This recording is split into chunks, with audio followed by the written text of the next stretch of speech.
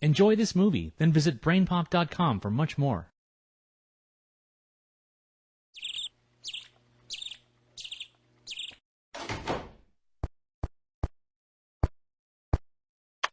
Duh! Have you been standing here all night?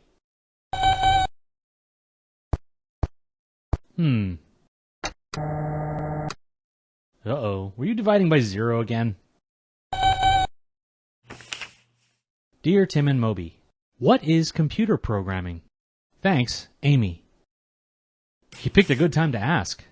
Moby zapped his operations chip and he can't seem to do anything. Right, buddy?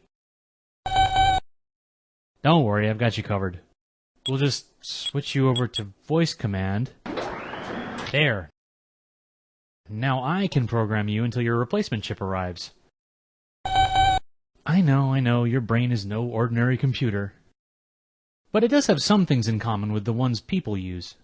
Computers can do all sorts of amazing things, from navigating the internet to piloting an airplane. But they can't do anything at all without a set of instructions.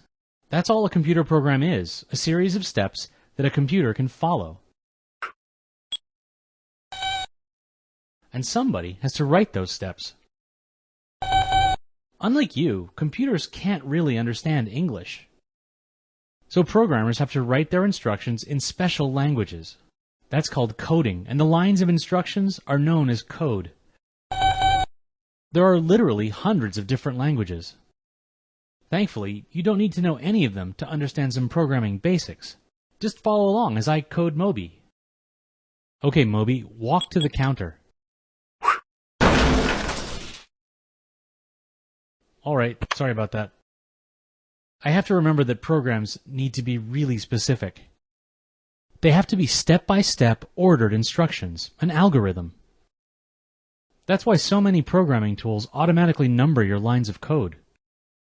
Let's try it.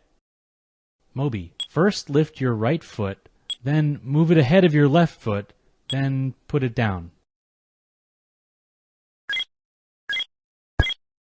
Great!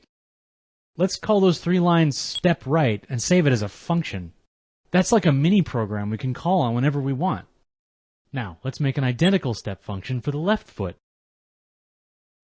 Moby, step left, then step right. Now repeat lines 1 and 2 over and over.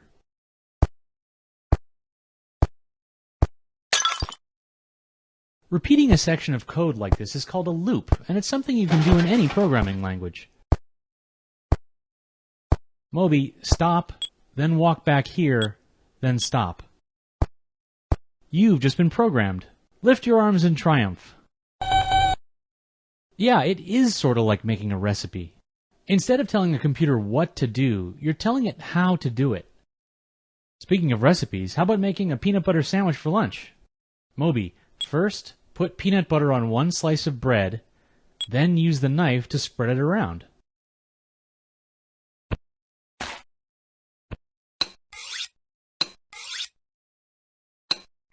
Okay, keep it together.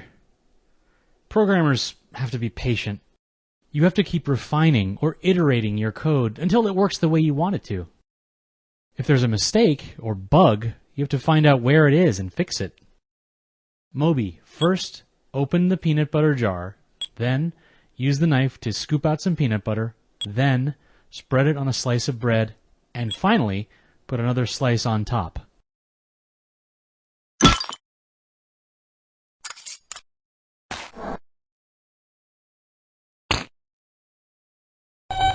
That's closer, but I think I'll just get lunch at school. Hey, that reminds me, I'm late.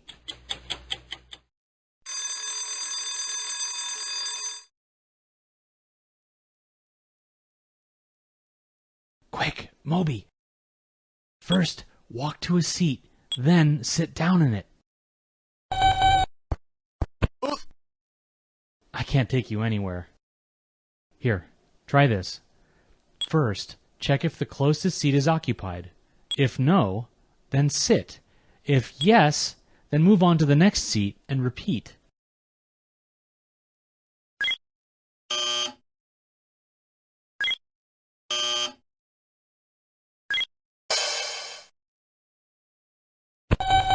Yup, and we got to another big part of coding, conditional statements.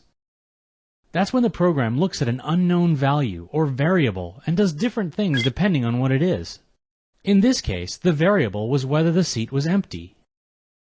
Moby looked at one desk, judging its condition as occupied or empty. Based on what he saw, he moved on to the next desk or sat down. In other words, he took inputs and used them to generate outputs. Right, the computers most of us use don't have fancy eye sensors like you do. Instead, they have input devices like keyboards, mice, and touchscreens. The inputs are the things you type and the places you click or tap. And the output is how the computer processes your input. You need a program to what now? Oh, Ms. Lynch, can I get a bathroom pass? Visit us at brainpop.com for more on this topic and hundreds of others. You'll find movies, games, quizzes, and activities.